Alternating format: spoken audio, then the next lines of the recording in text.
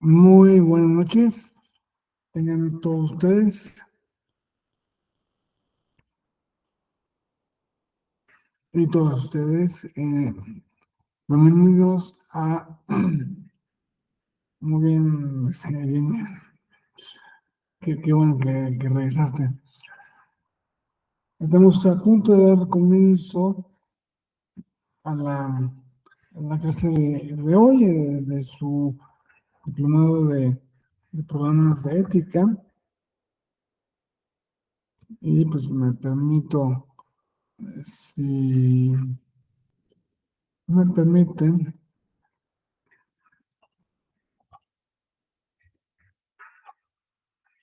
ah, compartirles una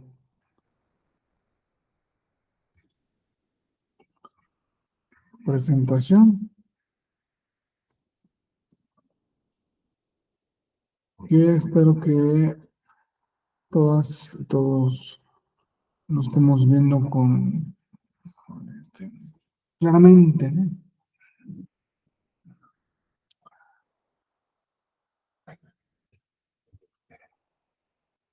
Este,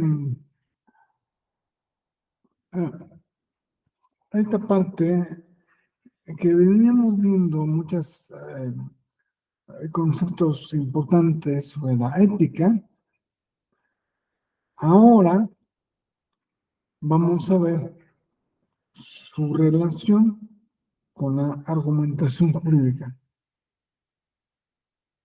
Es algo demasiado importante porque eh, nos dará un esquema de cómo está la filosofía, el pensamiento jurídico actuales en eh, en este punto, en este punto particular. Por todo, siempre hay que tener un contexto de dónde venimos y a dónde vamos, dónde estamos. Por tanto, es de primera importancia darles un marco histórico de a qué nos referimos,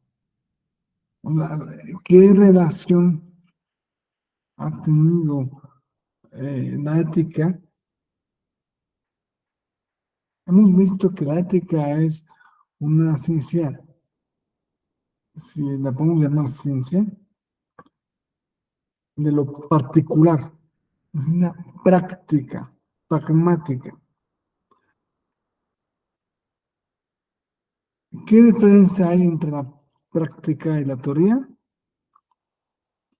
La teoría es lo que debemos saber y la práctica es lo que debemos hacer. Se queda en ese nivel. La ética está en el nivel de una ciencia práctica. ¿Y cómo se ha relacionado con la ética? Bueno, esto tiene su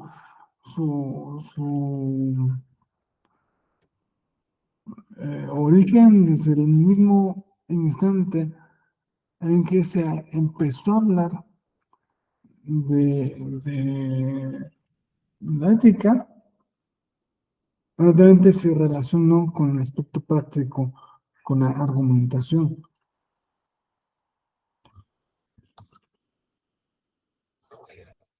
Sabemos que pues estos Sócrates, Platón, Aristóteles, no fueron exactamente filósofos del derecho,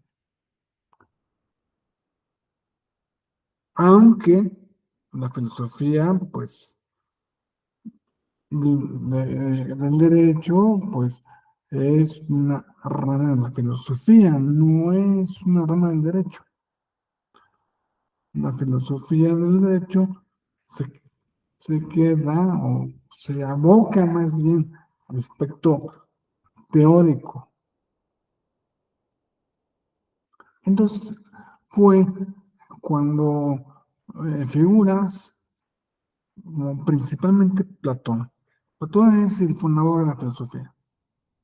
Van a encontrar muchos lados que les digan que no, que es Sócrates. Y Sócrates, pues, lo que pasa con Sócrates es que es, es- como conocemos mucho, conocemos muy poco de su mano, no dejó nada escrito. Es todo lo que conocemos de Sócrates, lo sabemos a partir de Platón y de otro filósofo, que se me va el nombre, que hablan de Sócrates. Y pues Platón, como fundador de la filosofía, como el que puso en boca de Sócrates la palabra filosofía, como amor a la sabiduría, en, en contradicción con en la simple sabiduría que tenían, que ostentaban sofistas.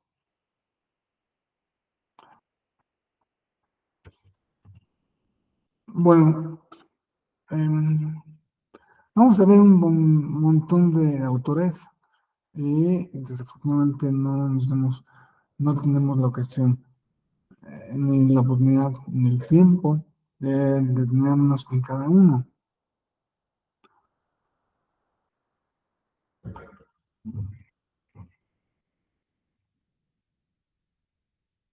Platón desarrolla una ética que se basa en el mundo, en su dimensión, en sus dos dimensiones del universo, del mundo de las ideas y del mundo material. El mundo material debe ser un reflejo del mundo de las ideas. Y bueno, luego vendrá Aristóteles, él hace propiamente una ética. De hecho, escribe un libro que se llama Ética. Se dedica a su hijo, Nicómaco, Ética de Nicómaco, donde habla de las virtudes, bueno, es una ética de las virtudes, de lo que se debe hacer constitucionalmente, lo que debemos hacer por costumbre, esa es una virtud, es una cosa buena que hacemos por costumbre. Si nosotros tenemos la costumbre de levantarnos temprano, esa es una virtud. Tenemos la costumbre de respetar a nuestro vecino, esa es otra cosa. Tenemos la costumbre de no insultar a nadie, esos son los aspectos de la virtud, ¿no? La virtud eh, pública más importante es la prudencia y la justicia, ¿no? La prudencia con relación a la justicia, em, y en fin, ellos desarrollan muchos conceptos fundamentales, como la felicidad, la virtud, el deber, repito, la justicia y, y otros más.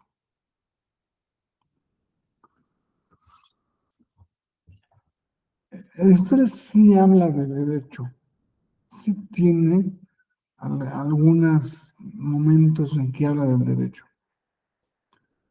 Sin embargo, no se puede o no se ha considerado como un filósofo del derecho. Es más bien como la semilla, el germen.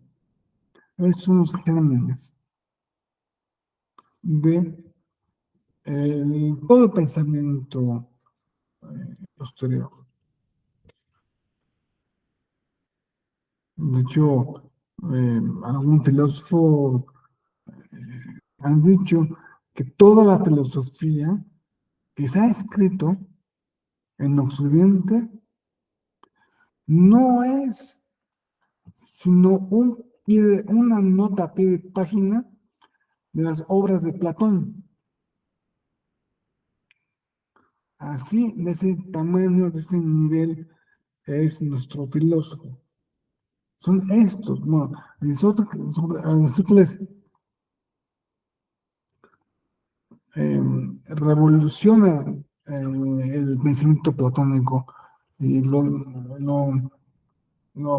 materializa, lo baja, niega el mundo de las ideas y dice que todas las ideas no están allí en un mundo aparte abstracto, sino que están en cada cosa.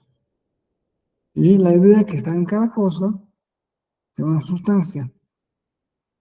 O sea, no tienes que ir a buscar la idea de cada cosa en el mundo de las ideas, sino en la cosa misma. Hay una sustancia de ser humano, de, de, de manzana, de piña, de caballo, de perro. Es, tienen una sustancia. Y pues, obviamente, esa es abrió una discusión que sigue el debate, pero no nos vamos a detener. Eh, Estos son los filósofos de la antigüedad, lo que se llama la antigüedad.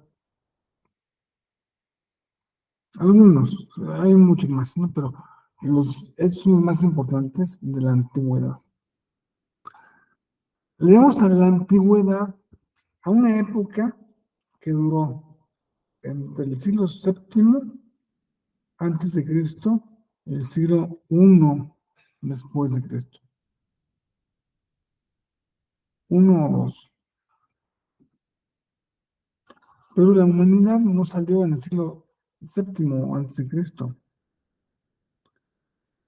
Para en la época de Cristo, la humanidad ya tenía unos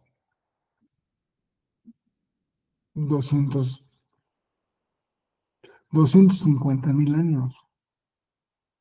El Homo sapiens como tal. O sea,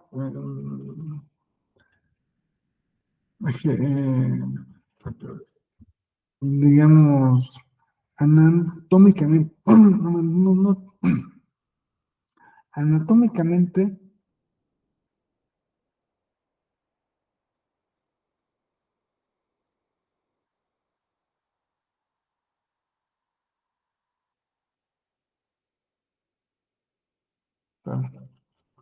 anatómicamente, el ser humano, el Homo sapiens, se ha encontrado Homo sapiens de hace 300.000 años y eran como cualquiera de nosotros. O sea, si tú agarras a uno de esos, si tú te fueras hace 300.000 años o 200, más o menos, entre 250, 300.000 años, te agarras uno de estos y lo traes para acá y lo bañas y lo afeitas y le pones una ropa, un traje de corbata,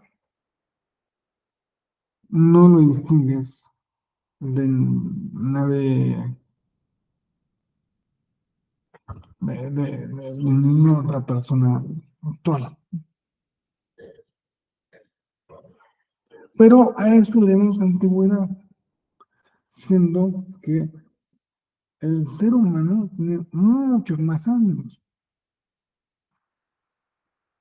Pero ahí estamos hablando del neolítico, sobre todo paleolítico. Pero, en fin. La antigüedad terminó más o menos cuando sucumbió el Imperio Romano de Occidente. Estamos hablando del año 453 después de Cristo. Bueno,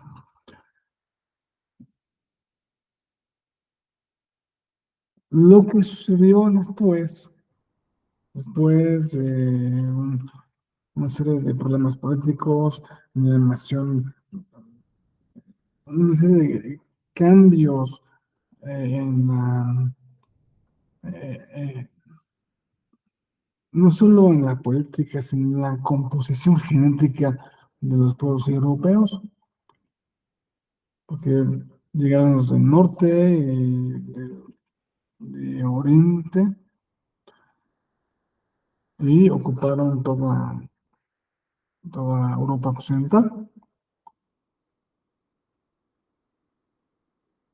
Lo que aconteció a continuación fue un periodo que llamamos un poco injustamente Edad Media.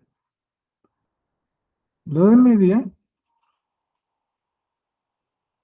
fue un periodo que duró algo así como 1000 años. 1000 años desde la caída del Imperio Romano de Occidente hasta más o menos la caída del Imperio Romano de Oriente, cuando Bizancio eh, se dio origen a otro ciclo que es el humanismo, y pues bueno, después de ahí vendrá la época moderna, ¿no? Bueno, durante la Edad Media, la ética estuvo muy influida por aspectos religiosos, por la religión cristiana y pensadores como Tomás de Aquino. Bueno, Tomás de Aquino, a ver, la Edad Media la podemos también dividir a su vez en dos partes. Tradicionalmente se habla de alta Edad Media y de baja Edad Media. La alta Edad Media son los primeros siglos de la Edad Media, los primeros siglos donde los pueblos germánicos estaban invadiendo el resto de Europa. Fue la época, si nos suena, del rey Arturo, que debió haberse ubicado ahí por el siglo 6, 7 después de Cristo. Y pues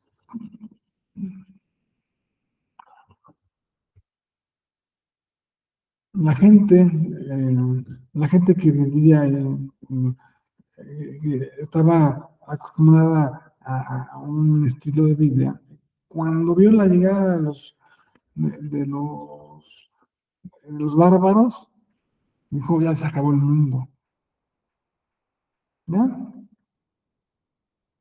Porque, aparte, para empezar, ellos ya eran cristianos. Los bárbaros todos eran paganos. Entonces, los bárbaros que vienen a poner su religión pagana, y bueno, un desastre, ¿no? La Alta Edad Media, que pues si desde otro punto de vista debe haberse llamado al revés, ¿no?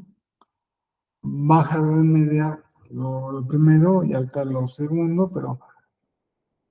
pero no sé por qué motivo, la verdad es que no he investigado. Los primeros siglos de la Edad Media se les dice Alta Edad Media, y fue la época de los padres de la iglesia. El padre de la iglesia, los padres de la iglesia puede ser de la iglesia de Occidente o de Oriente, o sea, la iglesia latina o ortodoxa.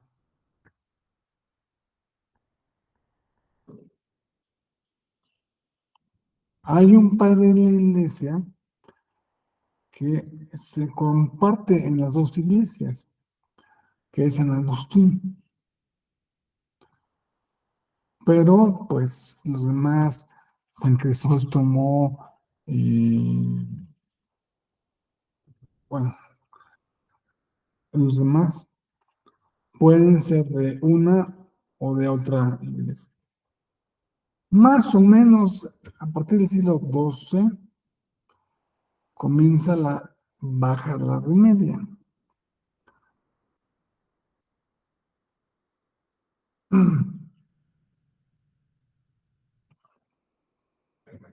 La Baja Edad Media es en la época ya no de los padres de la iglesia, sino de eh, eh, los pensadores como Tomás de Aquino y pues su maestro San Alberto Magno, que diseñaban un especial, una especial manera de llevar a cabo la, la filosofía del pensamiento,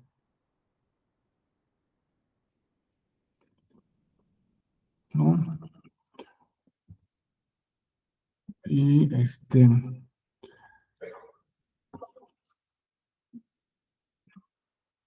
cuando da conclusión, en la Edad Media, no es que un día haya dicho, no, chicos, se acabó la Edad Media, ayer se acabó, hoy es la Edad Moderna. No, no pasó así. O sea, son ciclos que pasan muy lentamente, muy poco a poco. Y lo distintivo de cada época es esto distingue a esta época. Comenzó en la otra época, quizá en el corazón de la otra época. Y eso se manifestó hasta la nueva época.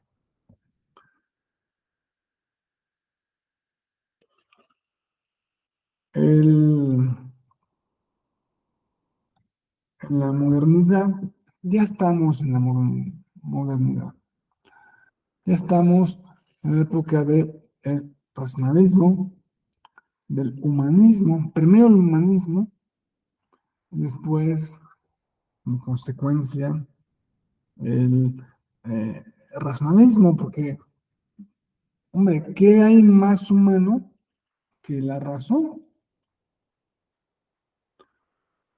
Entonces, con el racionalismo de Descartes, empiezan a surgir otras teorías éticas, primero en las Islas Británicas, el utilitarismo de Bentham,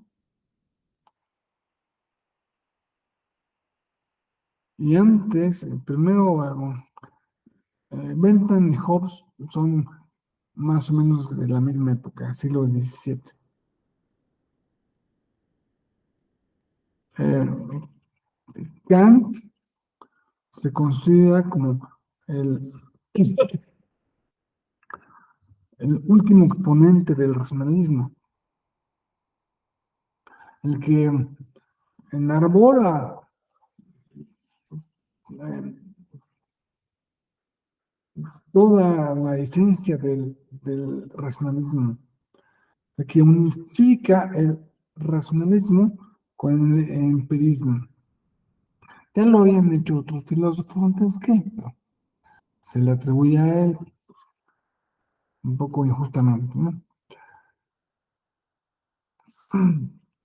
Entonces, vemos que de una ética, de donde toda la Edad Media se recuperaron las éticas antiguas, las éticas de la virtud, las éticas de la prudencia, de la justicia, de la templanza. de- En cambio, en la época moderna surgen teorías éticas relacionadas con el racionalismo, con la racionalidad, pero una racionalidad entendida como em, una mejor manera de hacer una cosa para conseguir otra. Si yo quiero construir un muro y pongo un ladrillo y cemento y otro ladrillo y cemento y otro ladrillo y cemento, es algo racional. Y si luego en la segunda eh, capa le pongo cemento, ladrillo, cemento, eso es como racional, con racionalidad. Lo que se conoce como racionalidad conforme a fines. Se desarrolló mucho en las relacionadas conforme a fines y, surge. Y eso es lo que se desarrolló en esa época, una racionalidad conforme a fines, como es el utilitarismo de Bentham.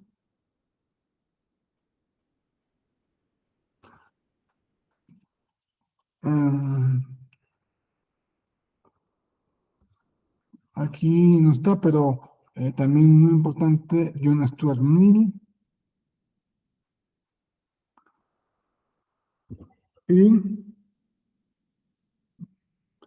en Europa continental. Un lado tenemos el imperativo categórico de Kant, que nos dice, ya habíamos visto en una clase anterior que el imperativo categórico es un criterio y que de muchas maneras es mejor eh, definir la moralidad de nuestra conducta según un criterio y no según un, un código cerrado de mandamientos, porque nunca va a ser cerrado. Siempre le vamos a añadir a estos otros muchos mandamientos que se derivan de esos.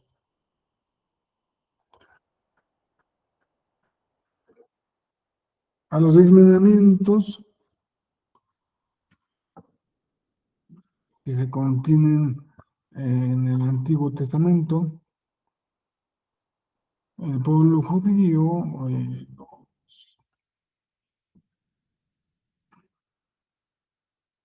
los rabinos han desarrollado, han desglosado esos 10 mandamientos en 700 o 800 mandamientos. No, pues, mejor un criterio, ¿no? O sea, sabiendo que, considerando que cada uno de nosotros es un ser pensante, considerando que tenemos un sentido moral, considerando que sabemos aplicar sabemos definir cuál conducta es buena y cuál conducta es mala en cada caso. En el siglo XX se desarrollaron corrientes de ética, pues, analítica, aplicada, bioética, ambiental, entre otras.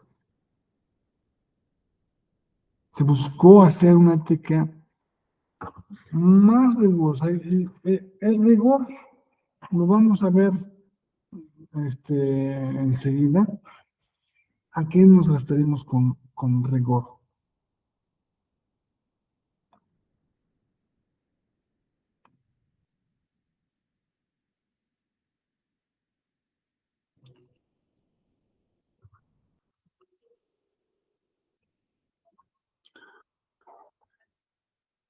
Desde hace mucho tiempo, bueno, desde mediados del siglo XX, se puso de moda, o más bien, no tanto de moda, se empezó con el desarrollo de de una ética jurídica a través de la retórica, que también tiene raíces griegas, medievales y romanas, por supuesto. Si eso lo unimos con aspectos modernos de las lógicas modernas, las lógicas no clásicas, se le da eh, tenemos eh,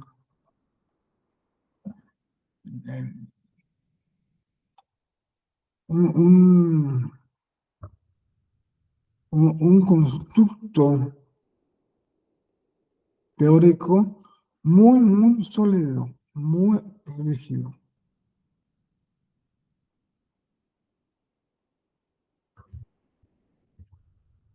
Y que nos da,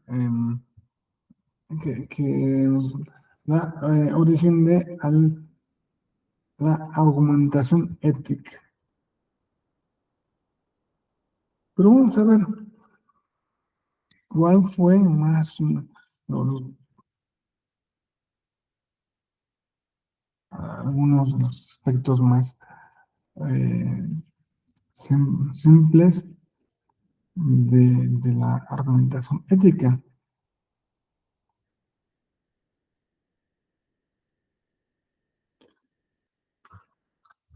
Para esto, debemos retroceder al siglo XIX. Bueno, muy bien, al siglo XVIII. El siglo XVIII es el siglo de las luces, del intelecto, del razonamiento, ¿no? Pero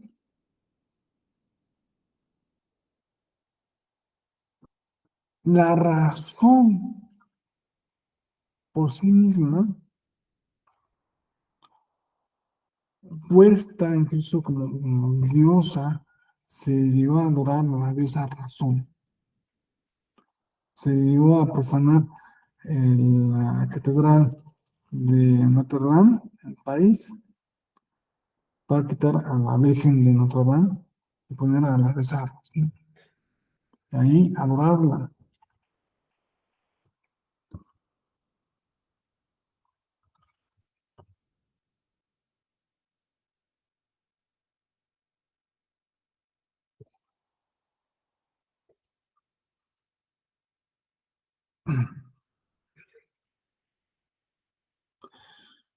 El racionalismo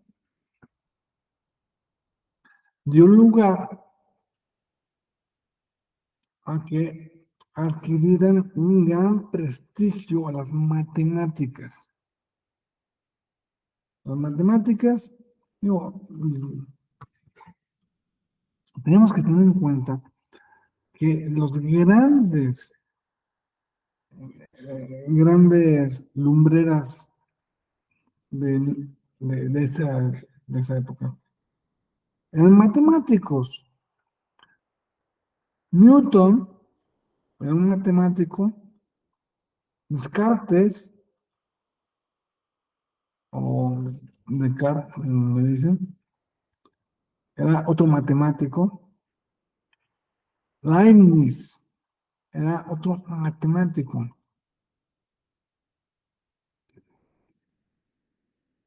No es extraño que se considera que las matemáticas nos dan eh, un conocimiento absoluto, eh, un conocimiento irrefutable. 2 más 2 es 4. Aquí, en China, en todo el mundo, en todo el universo posible, 2 más 2 será 4.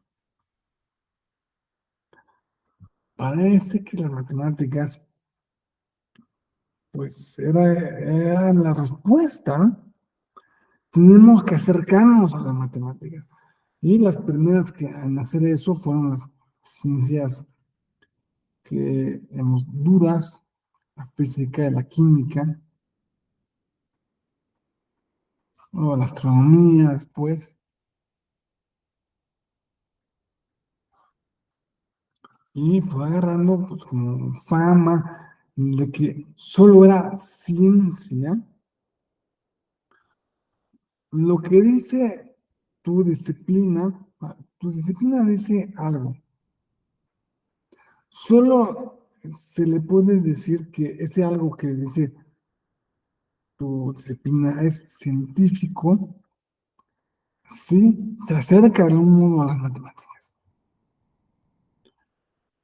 Entonces empezó a tomar el naturalismo moderno, ya se alejó de cualquier consideración religiosa y se convirtió en positivismo.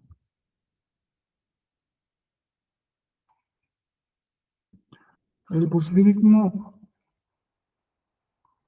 lógico del siglo XIX buscó hacer de la filosofía una ciencia estricta, basada en lógica, en método científico.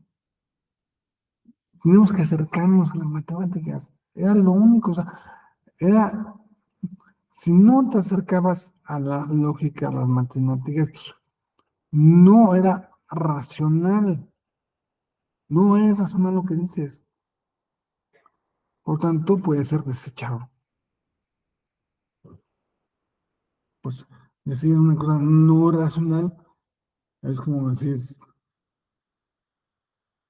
bueno, no tiene ningún sentido. Y si tú buscas situar tu manera de pensar en, en, en esa,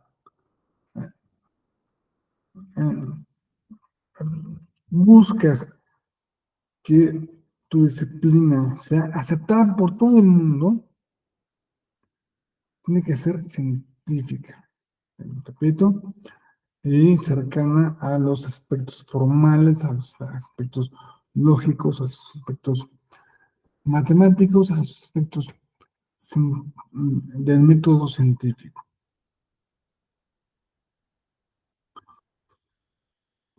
El positivismo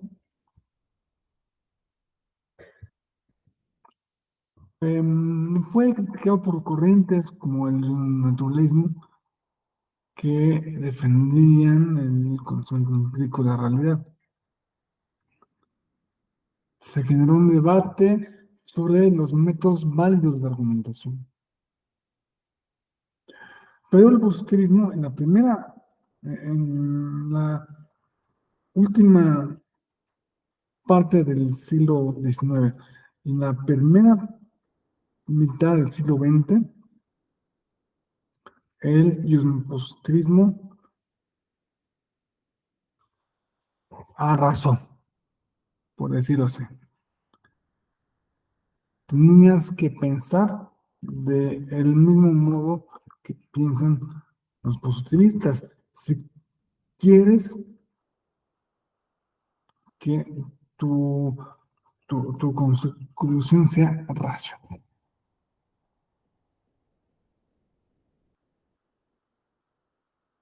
Porque si no,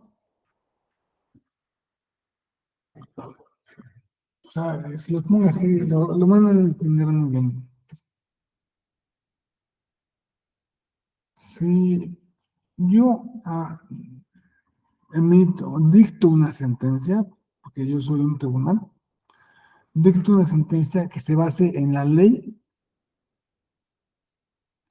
se base en el código general de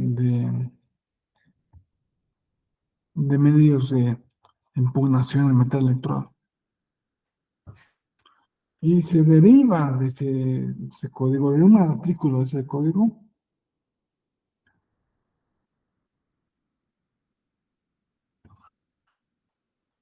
mi sentencia tiene aspiraciones de ser racional.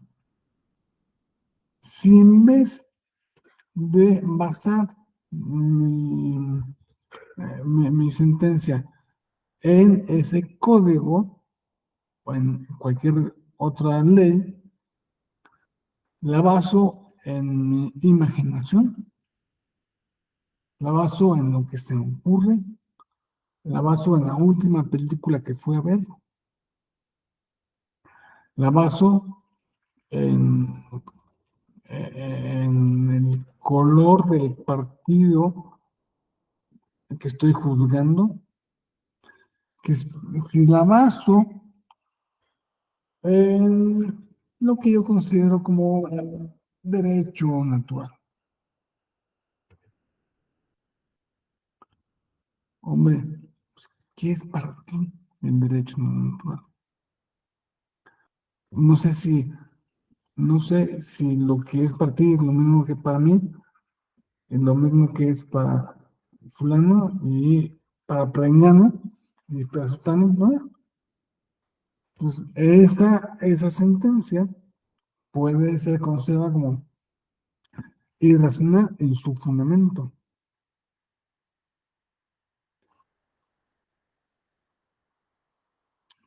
Tratan, por consecuencia, de apegarse a la ley estricta. ¿Qué pasa si te apegas estrictamente a la ley?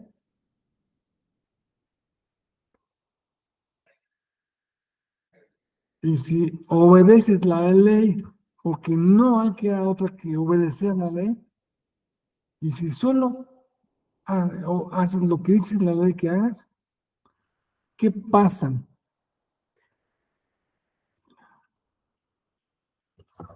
Pues empiezan a aparecer lo que llaman los monstruos de la razón. Los monstruos de la razón son por ejemplo, unos fanáticos eh, racistas que piensan que una parte de la población de un país es la culpable de todo lo malo que le pasa al país. Entonces hay que matar físicamente a esa parte de la población, meterla en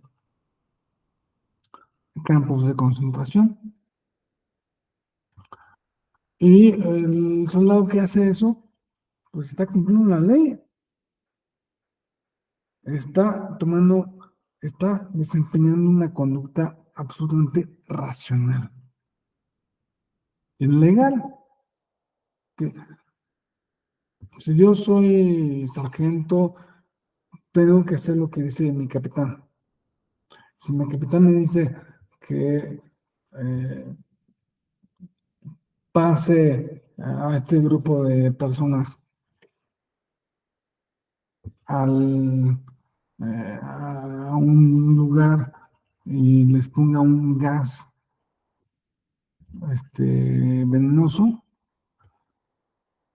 ok, estoy cumpliendo ciegamente mi deber.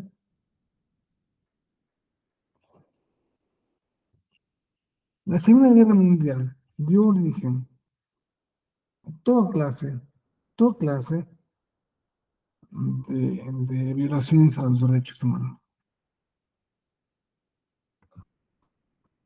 De inmediato nació una crítica muy fuerte al positivismo. ¿Cómo puede ser que tú me digas, en serio, que la ley, por la ley, que se debe cumplir la ley, y en todos los casos la ley, ¿no?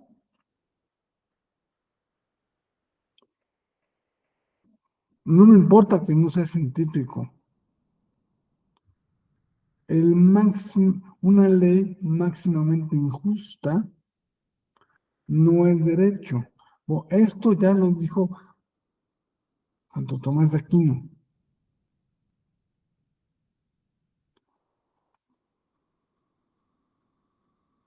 En la Edad Media. Y lo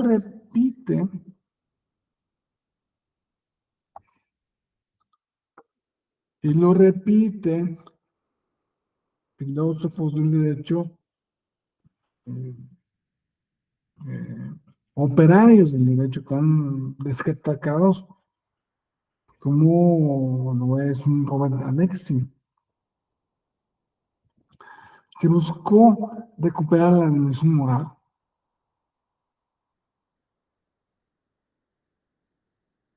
Pues sí, o sea, no es posible que siga así. No es posible que nuestro razonamiento nos lleve a esto. No, no. O sea, es un exceso absurdo. Si la razón absoluta me lleva a esto, mejor no tenemos razón.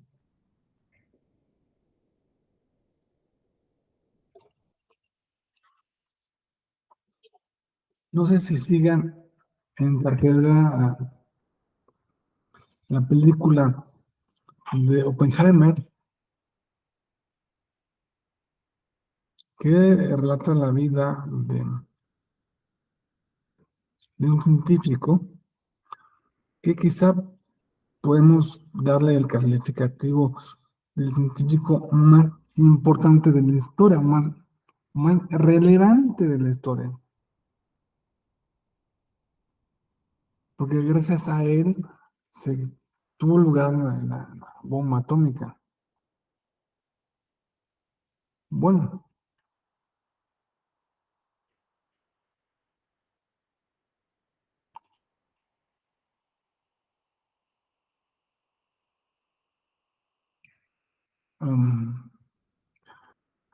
hay gente como Einstein y otros científicos, también premio Nobel, pensaban que sabían que el átomo tiene una, una potencialidad, una energía enorme,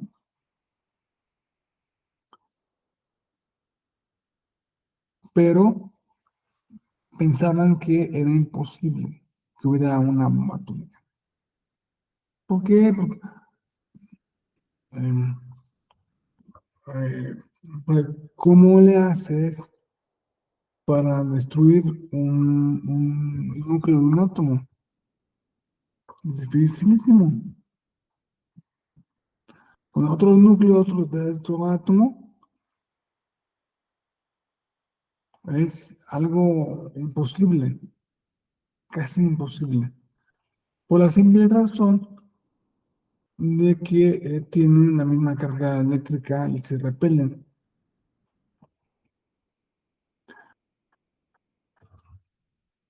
Pero esto coincide con el, no descubrimiento, porque ha estado siempre, ¿no? Del neutrón. El neutrón no tiene carga eléctrica.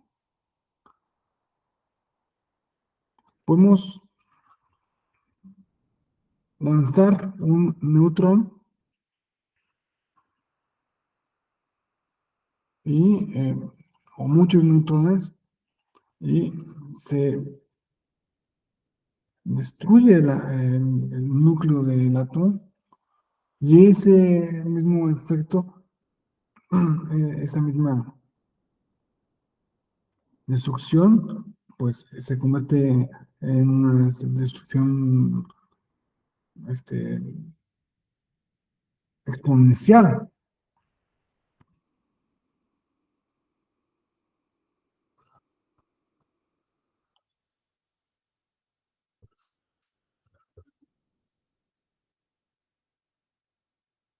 Éticamente, pues quizás se debieron haber guardado un secreto, o quizá, dice Einstein que si hubiera sabido que iba a provocar una bomba nuclear, lo que ocasionó, se hubiera dedicado a ser pescador en vez de científico.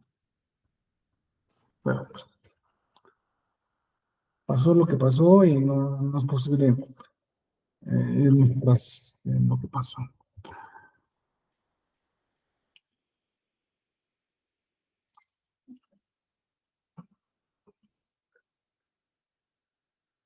Entonces,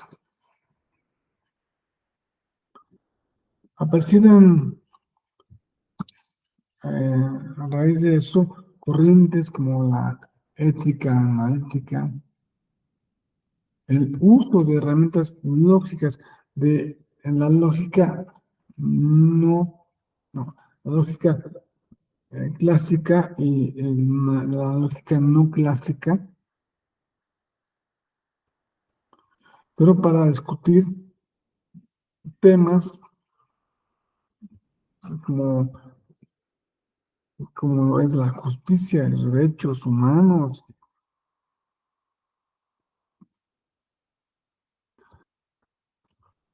Se desarrolló la pragmadialéctica, que estudia la argumentación como parte de diálogos y conversaciones reales con fines persuasivos. Se intentó a partir de la segunda parte, después de la Segunda Guerra Mundial, de crear un derecho que respondiera más bien a la retórica, a la, no al cumplimiento ciego de la ley, sino al cumplimiento convencido de la norma, porque la retórica lleva a convencer a alguien de algo.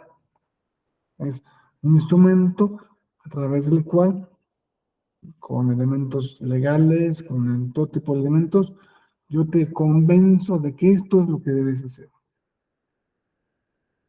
Pues de eso se popularizaron teorías como el consecuencialismo, la ética de la virtud, o sea, regresó la ética de Aristóteles, regresó la ética de, de, de, eh, de Santo Tomás de Aquino, la época medieval. Regresó la ética del discurso, pero con nuevos aportes argumentativos, según la lógica formal. Entonces, hoy en día hay un interés que no podemos divisionar por la retórica, la lógica informal, la argumentación visual, multimedia, o sea, em, la aceptación de las últimas tecnologías y sobre todo el valorar el contexto y el razonamiento práctico y en concreto razonamiento práctico, vamos a ver un momento después con el filósofo que fue el, el precursor de todo esto. La reflexión ética busca aportar razones y justificaciones sólidas a problemas morales contemporáneos de biología, de la guerra, de si debemos ser más o debemos ser menos, si debemos, ya, eso es muy moderno, es muy posmoderno, problemas como la aceptación de las personas, en la inclusión de las personas que presentan todos los tipos de autopercepción. Y en esto podemos decir que hayamos un resumen muy general.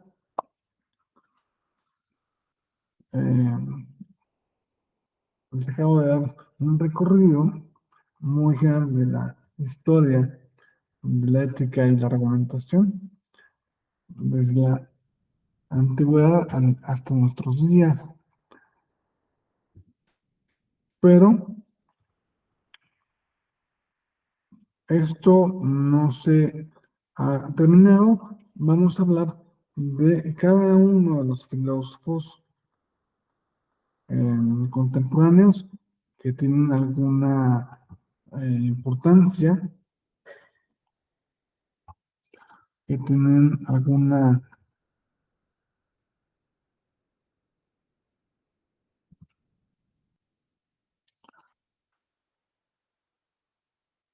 que tienen alguna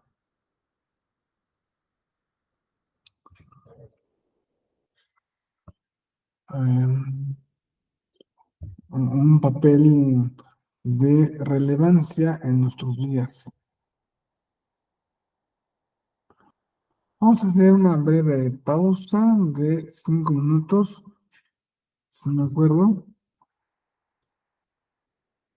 Bueno, un poco más. De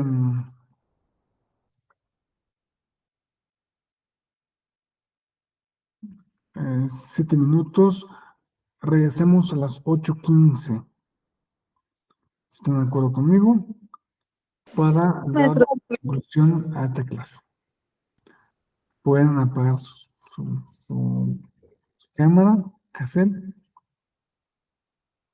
y nos vemos a las 8:15. Gracias.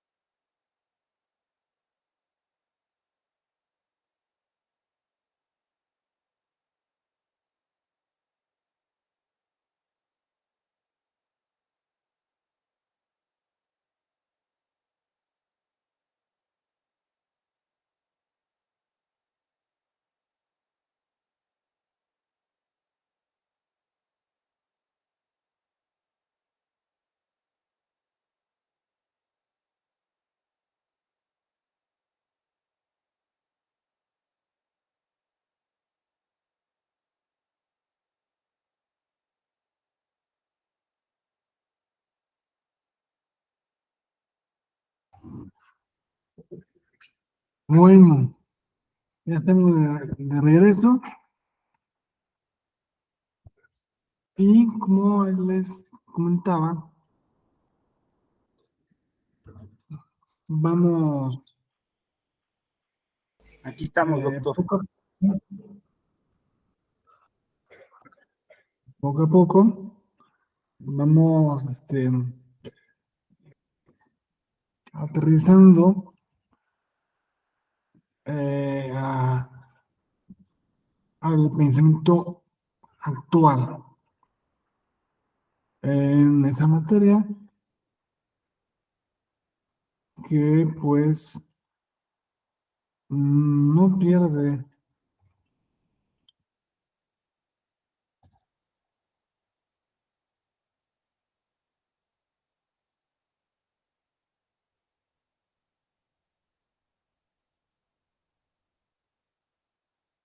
su interés. Bueno, el primero, el primero, el primer,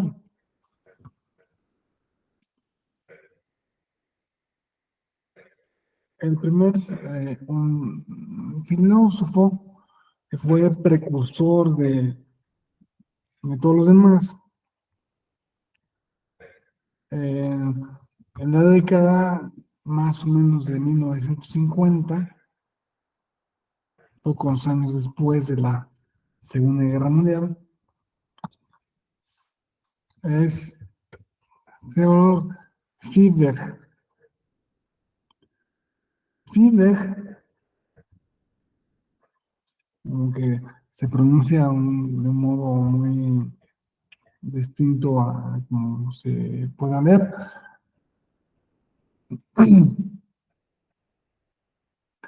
decía que en esa época, en 1950, publicó Tópica y Jurisprudencia, el primer gran libro que nos abre un mundo distinto a lo que veníamos procesando con el positivismo,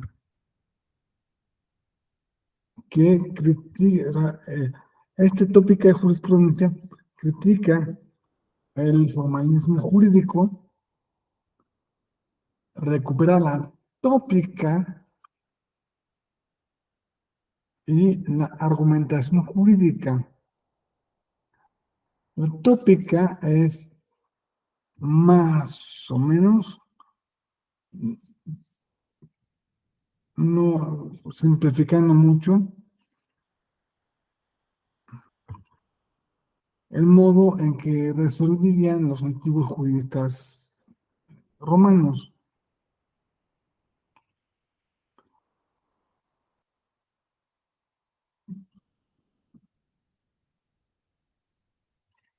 um,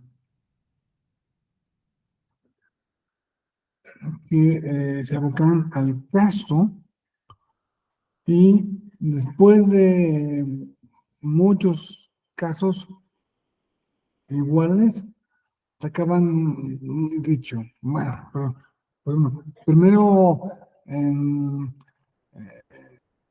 que llega, eh, primero en llegar, el primero en el derecho. Porque se tuvieron que ver, no sé, 5,000 casos en donde se disputaban primero que ellos de antes, que, a ver, primero en tiempo, primero en derecho.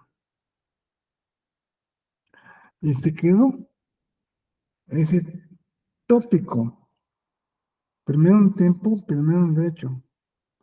Los tópicos después, con el tiempo, sabemos que se fueron convirtiendo en los códigos, pero eh,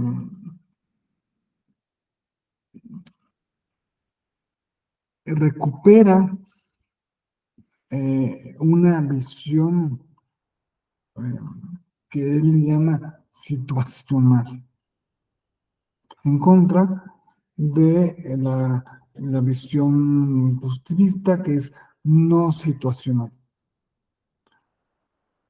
Ya lo veremos un poco más tarde, si no da tiempo. Caín Perelman. Por el apellido pueden deducir, obviamente, que es un pensador judío, bueno, es de origen belga, que junto con otro filósofo que se llamaba Albrecht Tiqueta, Titeca, escribió el Tratado de la Argumentación y buscó así renovar la retórica. Él es el impulsor de la retórica en los campos del derecho y se basa, obviamente, como todos ellos, en una dura crítica al positivismo. Tenemos también a un filósofo finlandés que no es muy conocido, pero es relativamente importante, que es Aulest Arno, que él desarrolla su crítica al positivismo desde el punto de vista de un desarrollo de la teoría de la racionalidad. En esto, eh, la racionalidad conforme a fines y conforme a principios. En esto, decía, eh, eh, viene paralelo al pensamiento de otros filósofos que ustedes, que se llama Neil McCormick, así como la mayonesa,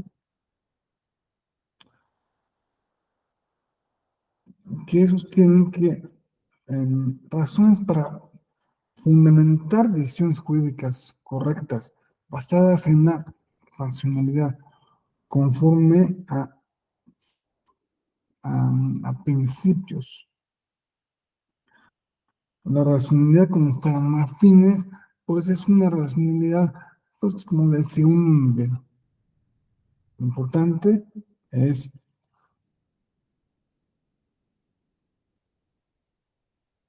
pues, que razonemos conforme a principios, ¿no? ¿Ustedes qué pensarían de un candidato a cargos que sea, que diga, pues yo estoy aquí, pues buscando su voto, porque pues es lo que necesito, ¿no? Que voten por mí y ya. En cambio, o un candidato que diga, no, yo quiero su voto porque voy a aplicar la justicia aquí, acá, acá, voy a hacer mejor las cosas que el anterior en esto y esto y esto y esto, y porque también voy a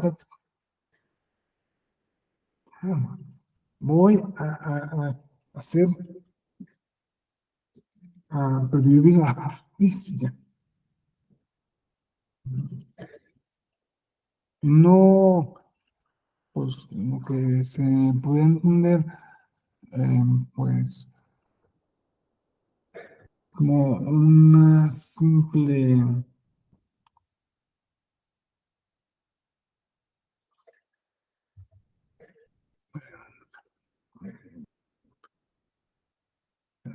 raciocinio conforme a fines.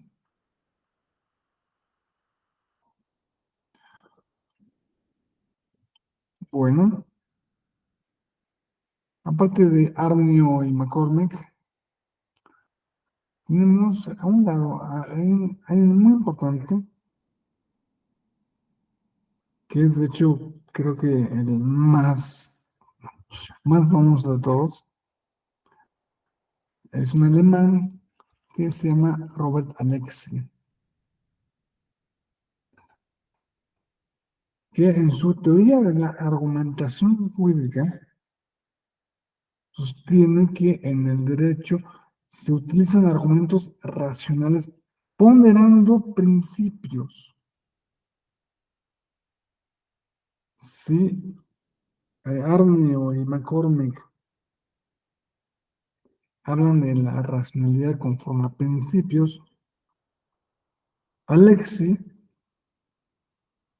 habla de la ponderación conforme a principios. El pensamiento de estos autores es muchísimo más sofisticado que lo que yo les puedo anunciar aquí y mucho más complejo. Y pues, les estoy dando unas, una, una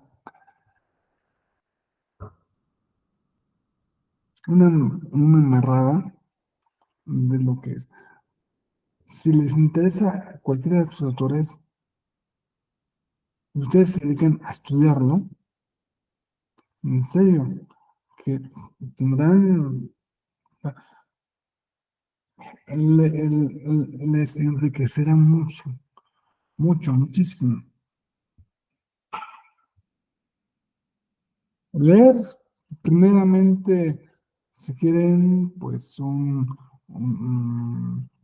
resumen para que entiendan qué va, qué está diciendo por fuera el autor, pero después meterse a la obra, naturalmente leer lo que escribió. Ningún resumen sustituye a la obra original. Ninguno.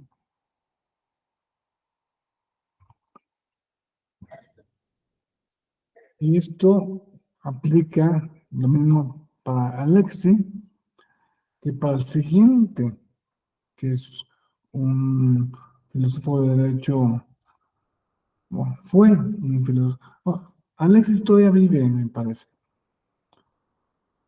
Sin embargo, el siguiente que vamos a ver ya murió hace pocos años,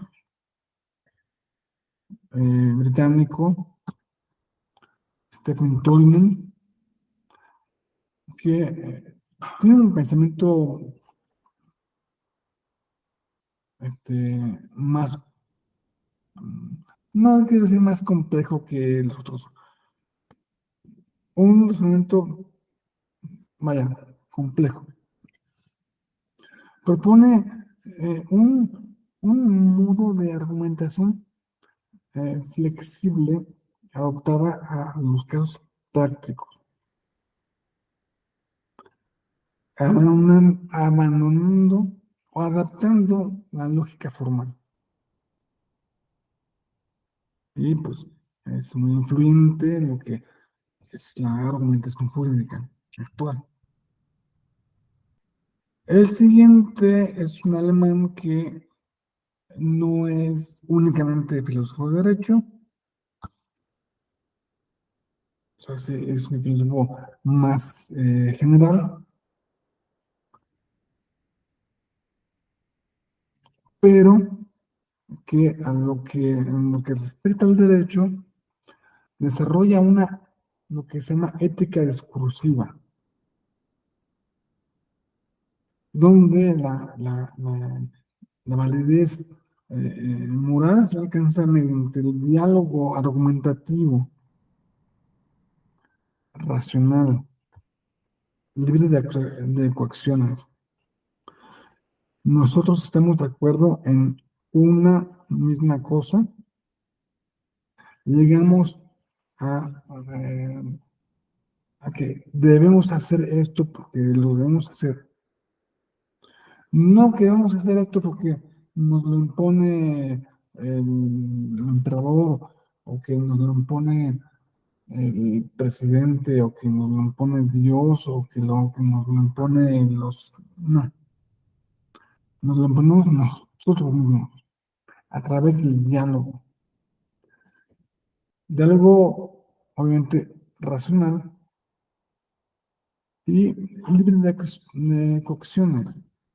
Libre, diálogo libre. Este otro es un francés que también es un filósofo general, que, que lo van a encontrar en muchos lugares, que es Michel Foucault. Desarrolló muchísimas cosas. Es un filósofo importantísimo. Eh, si ustedes lo ven en alguna foto de Foucault, pues estarán de acuerdo conmigo en que parece como loco.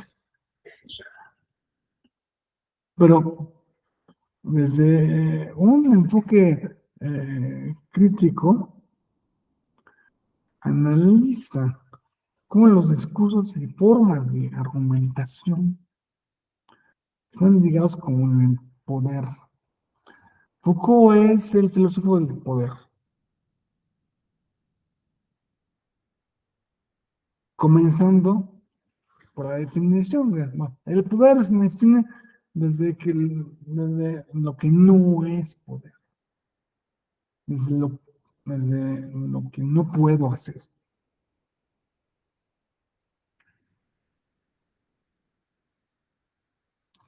Eso, la filosofía del poder, entendida como instrumento. Foucault no se refiere mucho a aspectos morales, de que debes hacer esto porque es bueno. Más bien, analiza la cuestión de que se imponen las obligaciones a través de mecanismos de poder y escribe es interesante de él que escribe una genealogía a la ética desde el punto de vista del poder. Otro filósofo, y este es norteamericano, bien diferente,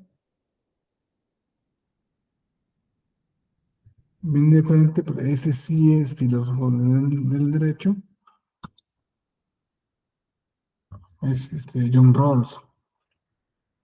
Su teoría de la justicia revitaliza la política, la ética, con el argumento novedoso del que él llama equilibrio reflexivo. Para Rawls, lo importante es la justicia, diseñar una sociedad donde estés en el puesto en el que estés, no, no te halles, puedas vivir la vida humana. Otro, así también de máxima importancia, que es de algún modo eh, tiene una importancia, tiene una importancia, digamos, más profunda, porque Gadamer es el filósofo de la hermenéutica. Hermenéutica, que hermenéutica es desentrañar el sentido del texto, de cualquier texto. Cuando se refiere al texto legal, Lo que hace cualquier juez, cualquier operador de derecho, es desentrañar eh, el sentido, el significado, donde la comprensión se guía por el diálogo argumentativo. Esto, para él, tiene que tener en cuenta también tradiciones y prejuicios. Prejuicios no debemos entenderlo como algo negativo. Un prejuicio no es necesariamente negativo. Un prejuicio es un juicio previo. Todos tenemos juicios previos, porque todos venimos de algún lugar. No es posible para nadie, salvo para Dios,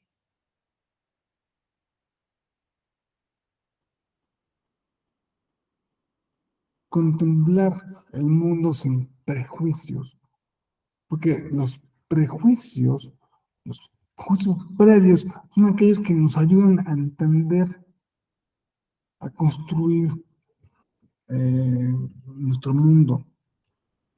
O sea, construimos nuestro mundo desde los juicios previos. Claro que una persona honesta debe entender que sus prejuicios son prejuicios y que pueden ser modificados o pueden o deben ser puestos en duda y que no son sin una primera base. No es posible ver el mundo desde todos los puntos de vista, porque no tenemos infinitos ojos.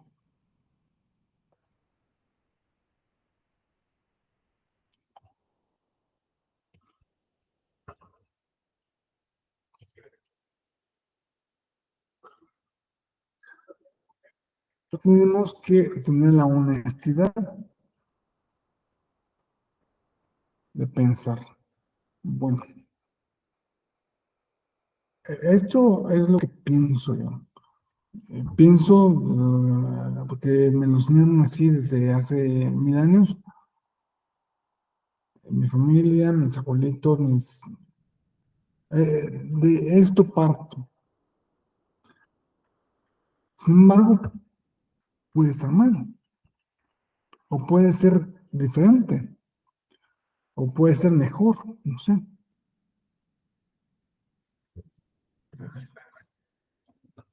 Hay que tomar en cuenta la tradición.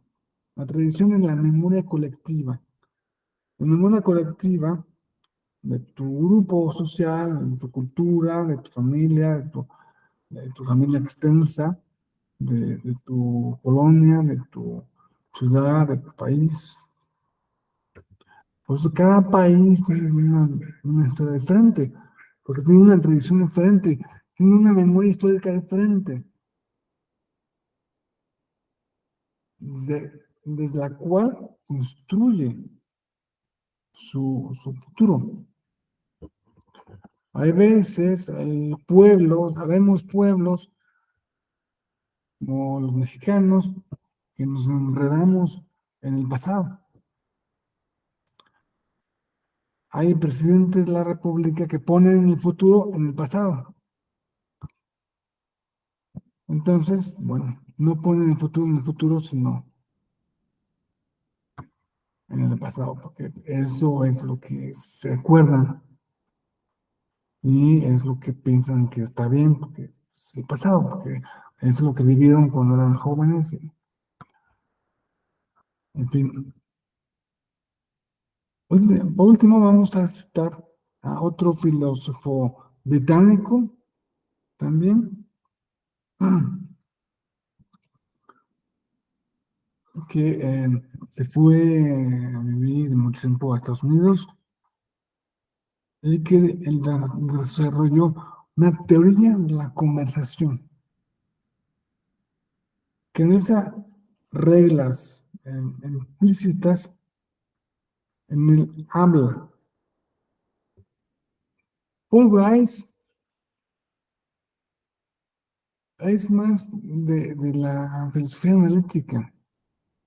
Vamos a analizar qué es lo que dices, qué es lo que dice tus palabras, o sea, cómo construyes tu oración. Vamos a esto mismo que los otros, a lo mejor em, Derrida y otros filósofos modernos llamarían de construcción. La filosofía analítica pues, lo lleva al análisis de cada concepto. Y pues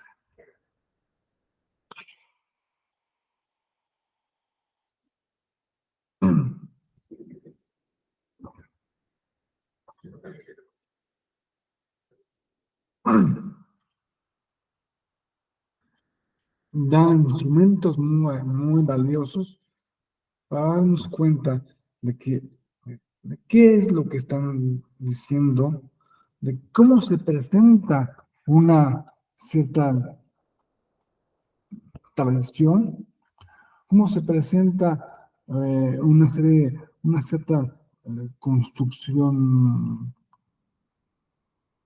intelectual, y de ahí obtener argumentos valiosos. Tenemos algunos autores de habla hispana, parece que todos son alemanes, franceses, gringos, ingleses. No, no, tenemos también españoles, como Atienza, que escribió una teoría de la argumentación pública,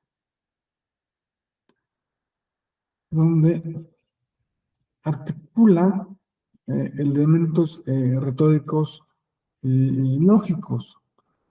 Y de alguna manera, Atienza trata eh, Atienza es no sé si qué es lo que sabría él, lo que voy a decir de él, pero pues, es, es un rasgo muy ecléctico. O sea, toma de cada, este, toma elementos de diferentes filósofos y los desarrolla, los hace suyos.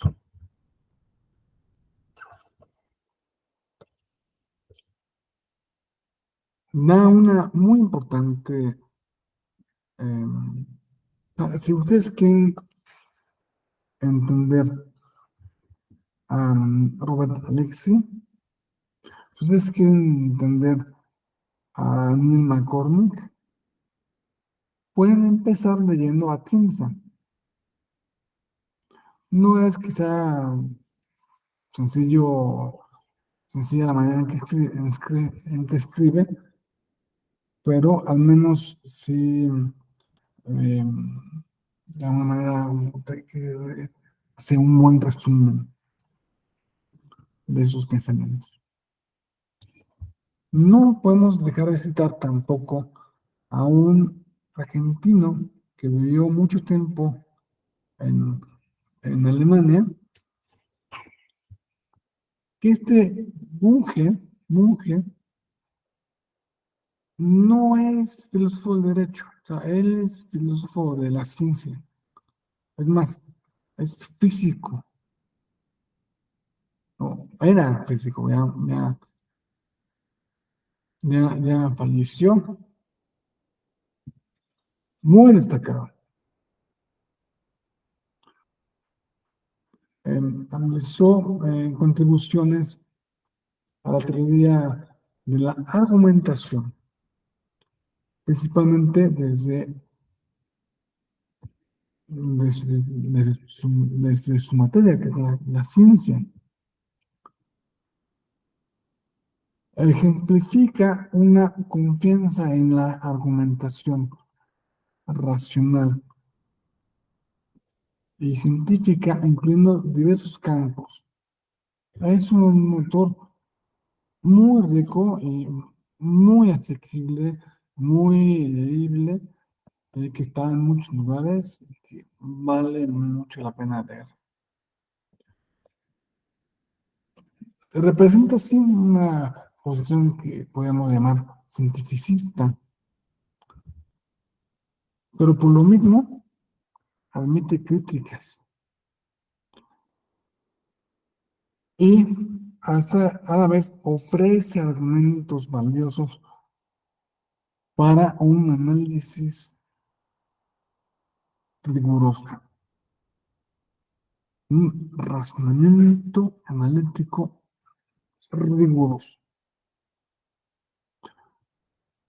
Otro argentino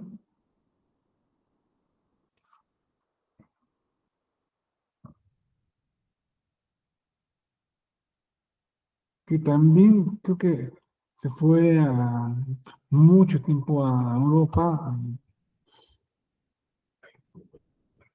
este, también es muy destacado en su,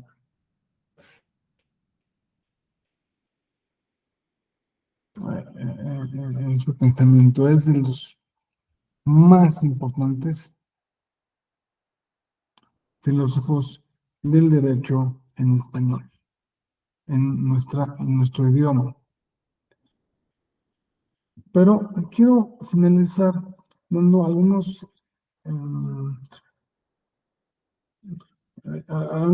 unas claves para comprender mejor aún el pensamiento del autor alemán, que es el origen de toda esta corriente, nueva corriente post-positivista, que es Fiverr.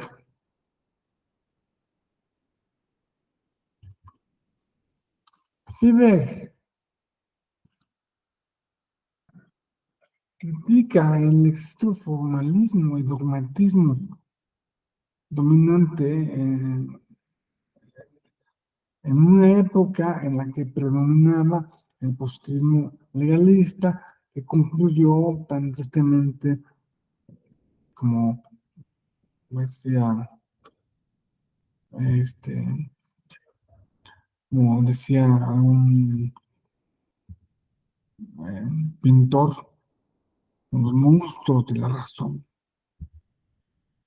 Porque la razón no la podemos entender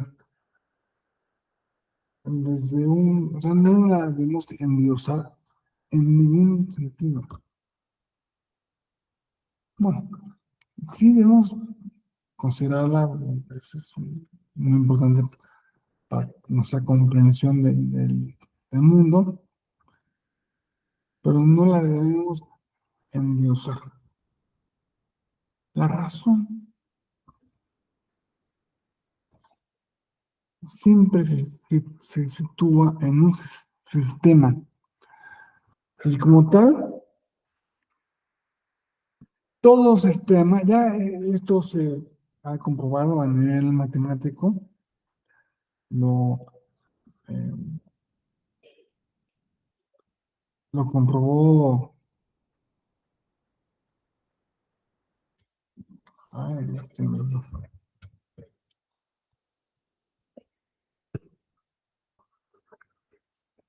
lo comprobaron matemáticos en la primera parte del siglo XX, en especial un alemán que se apellidaba Gödel, que se ve Gödel, Gödel, que incluso las matemáticas son, no se pueden demostrar a sí mismas. Incluso las matemáticas, el culmen de la razón, de la lógica, no, no, está incompleta. Y como las matemáticas, todos los sistemas lógicos que pretenden abarcar un gran sistema, todos están incompletos. De ahí, pues, viene parte del pensamiento posmoderno que supera eh, lo que se llama, se llaman los grandes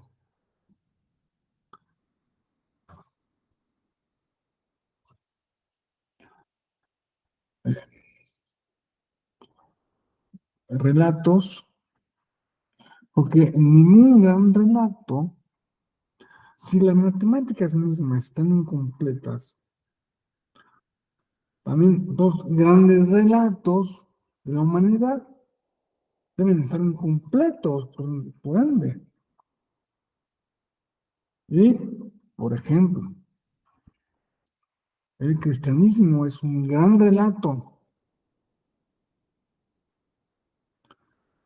que por este mismo motivo está incompleto. El comunismo, el marxismo es otro gran relato, también está incompleto.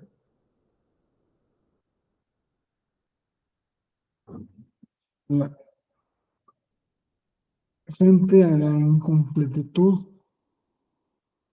frente, frente a la quizá imposibilidad del ser humano de alcanzar un razonamiento total, entonces nos tenemos que quedar con una cosa muy, hace que tenemos que bajar el balón a la cancha, ¿no?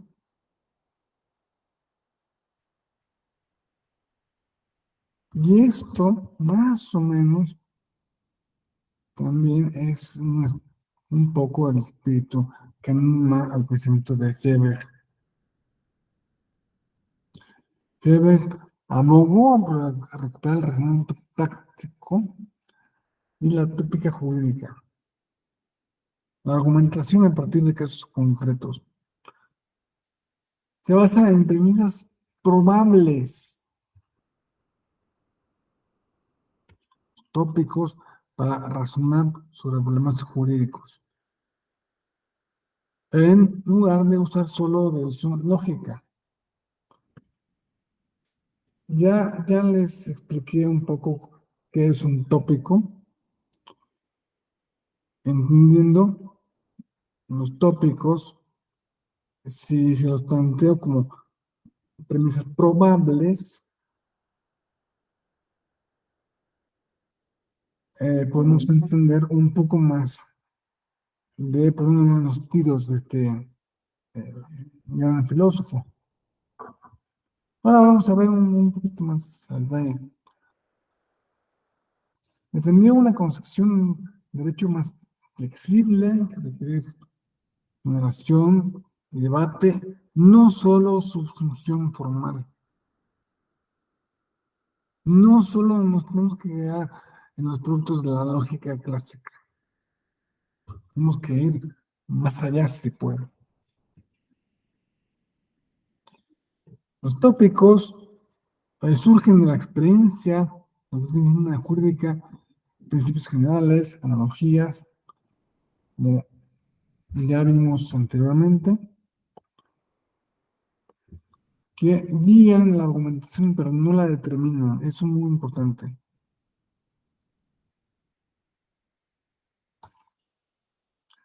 La tópica completa la jurisprudencia conceptual con razones prácticas.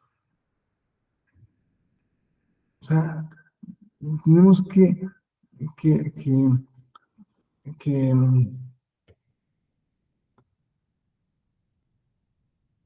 que ver el caso concreto.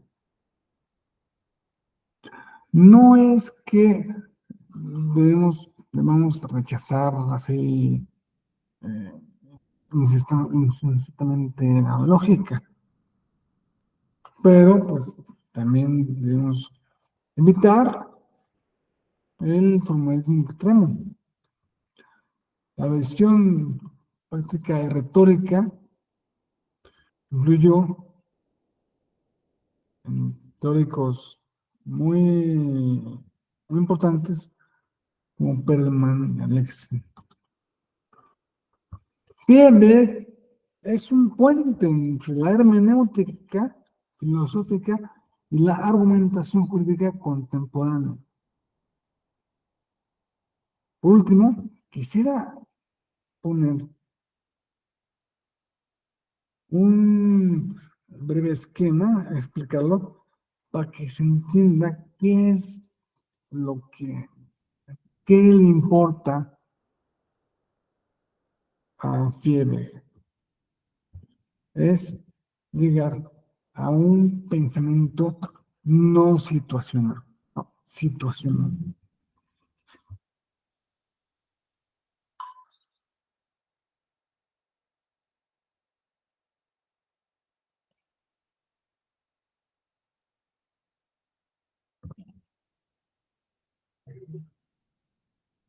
Tomando en consideración las categorías semióticas de la sintaxis, la semántica y la pragmática, pues que la sintaxis es la relación que hay entre una palabra y otra.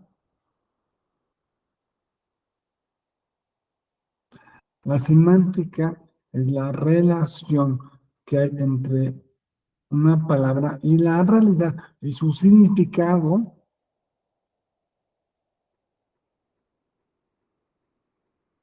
Y la pragmática es la relación que hay entre una palabra y en caso concreto.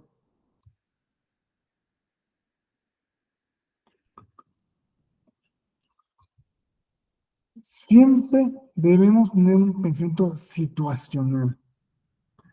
Debemos evitar el pensamiento positivista, que es un pensamiento no situacional. Un pensamiento que se basa justamente en la ley, en esquemas lógicos, en esquemas legales, y la ley se aplica sin consideración de la persona, sin consideración de la circunstancia, sin la consideración del momento y sin la consideración de la particularidad histórica que se vive en, en esa precisa situación. Por eso, Fierberg enfatiza que la argumentación lógica jurídica no puede basarse solo en el análisis sintáctico, formal, sino que requiere interpretación semántica y aplicación práctica. O sea, semántica, o sea, ver a lo que se refiere y cómo se aplica en la práctica en este caso concreto.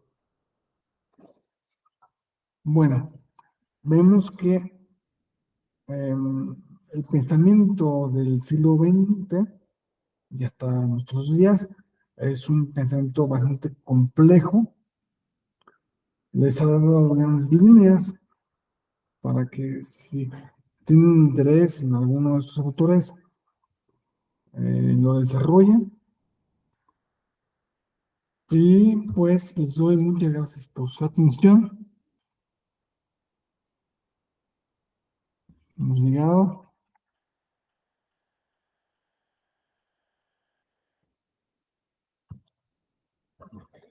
Espero que les haya resultado de interés. Espero que pues alguien siga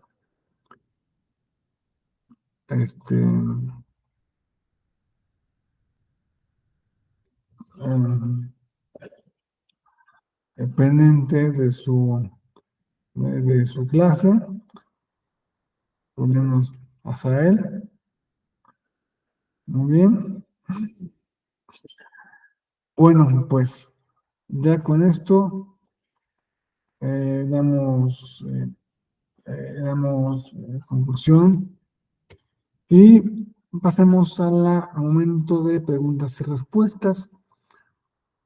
Si alguna o alguno de ustedes tiene, bueno, todos son hombres, si alguno de ustedes tiene alguna duda, alguna pregunta, algún comentario o una- un reclamo, este, estoy abierto a sus palabras.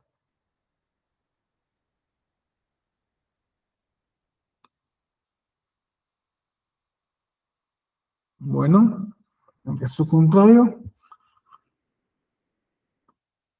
ok, ok, ok. Muchas gracias, Julio César. Este, pues, em, damos fin a esta clase. Nos vemos en la siguiente clase de ética jurídica y, o en alguna otra actividad en la escuela judicial. Muy bien, fantástico. Que descansen, que tengan muy buena semana. Me despido. Hasta luego.